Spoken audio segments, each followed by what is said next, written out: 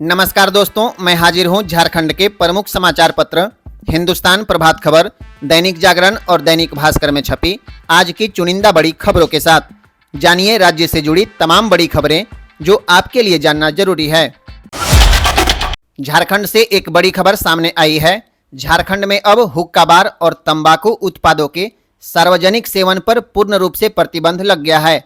अब इस बिल के पारित होने के बाद झारखंड के स्कूल, कॉलेज, अस्पताल, child care centre, health centre, न्यायालय परिक्षेत्र, सरकारी कार्यालय के परिसर, धार्मिक स्थल और पार्क के आसपास 100 मीटर के दायरे में सिगरेट और तंबाकू उत्पादों की बिक्री पर पूर्ण रूप से प्रतिबंध लग गया है।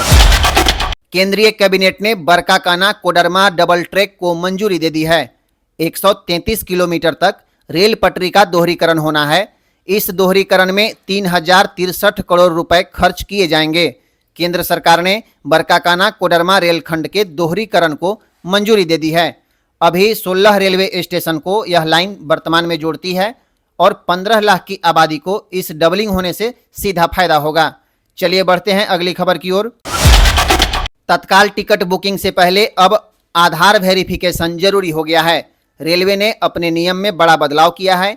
1 जुलाई 2025 से IRCTC की वेबसाइट या ऐप से तत्काल रेल टिकट वही यूजर बुक कर पाएंगे जिन्होंने आधार के जरिए वेरिफिकेशन कराया है। रेल मंत्रालय ने जानकारी दी है कि 1 जुलाई से यह नियम पूरे देश में लागू होगा। 15 जुलाई से टिकट काउंटर से भी तत्काल टिकट लेने के लिए आधार आधारित OTP अब अनिवार्य कर दिया जाएगा। झारखंड से एक और बड़ी खबर सामने आई है।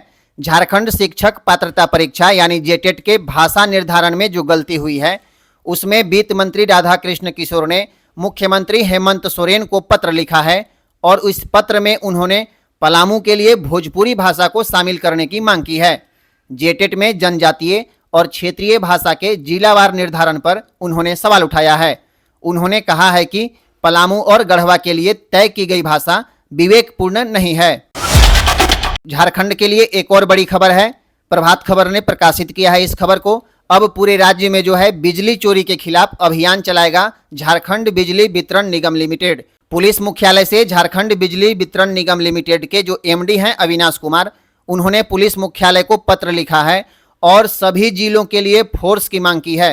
11 जून से बिजली चोरी के खिलाफ महाअभियान की शुरुआत बिजली विभाग ने कर दी है, तो अब आप सावधान हो जाइए वैसे लोग जो बिजली की चोरी करते हैं, नहीं तो अब अभियान में पकड़े जाने पर कड़ी कार्रवाई होगी।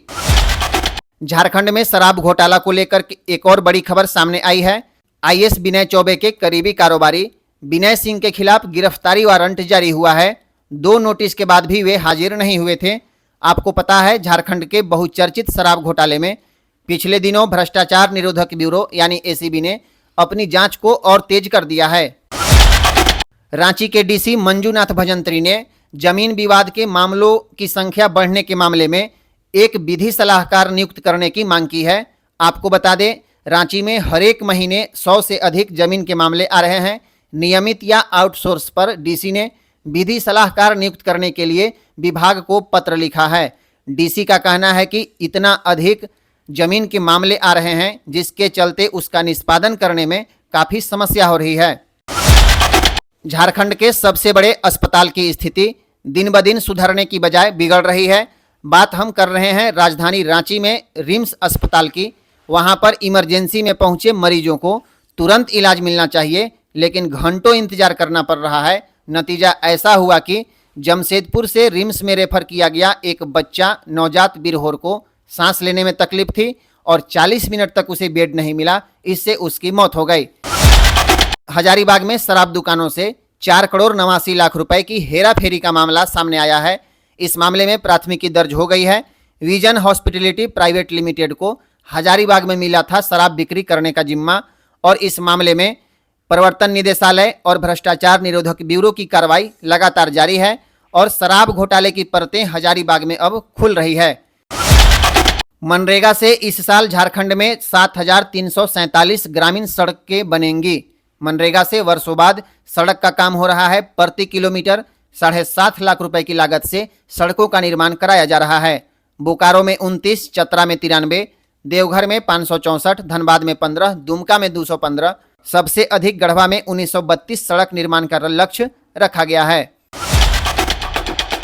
आज के लिए बस इतना ही, फिर कल मिलेंगे नई खबरों के साथ। धन्यवाद। वीडियो अच्छा लगे तो लाइक, कमेंट और शेयर करें और चैनल को सब्सक्राइब जरूर करें, क्योंकि यहाँ पर फर्जी खबरें नहीं, जो खबरें अखबारों में छपती है वही खबरें दिखाई जाती हैं।